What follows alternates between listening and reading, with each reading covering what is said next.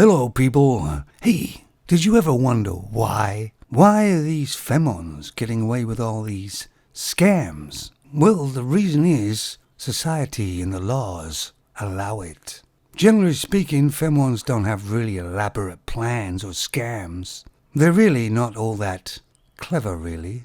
But the laws protect them in society. I mean, just think of this. A femon goes on a date with a guy. That's a bit unusual nowadays. They go to a couple of bars and have quite a few to drink. In fact, they both get quite a bit drunk. They end up having consensual sex. But the next day, the femon wakes up and she immediately leaves the place and feels bad what she's done.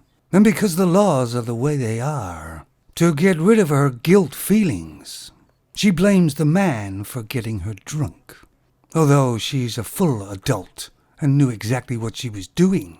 They both were having a reasonably good time, and the drinking got a bit out of hand. But if she wanted to, she could just call the police and say she was raped. And that would get rid of her guilt feelings, because it was all the man's fault. And the police would go, forget any criminals, we don't need to catch them. Let's deal with this case. Let's put 4 officers on it. And the man will have to go through some terrible times. Because it's very hard to prove your innocence in this sort of situation, and the femons know it. Of course, most normal people will realize what really happened, but the man will be labeled a bad man. Because all of a sudden, this all-empowered femon is now a weak femon, and is a victim.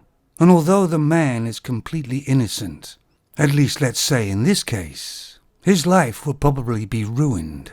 This is justice for males in our world. But when you think about it, what type of human being would do that to another human being? Like I've said before, who are the real victims in our world? Of course, in the real world, there's only 2 choices. Which one do you think it is? Hey, waiter, give me bacon and eggs. Eggs easy over. Very good, sir. Bacon and eggs. Eggs, Flippy, Floppy.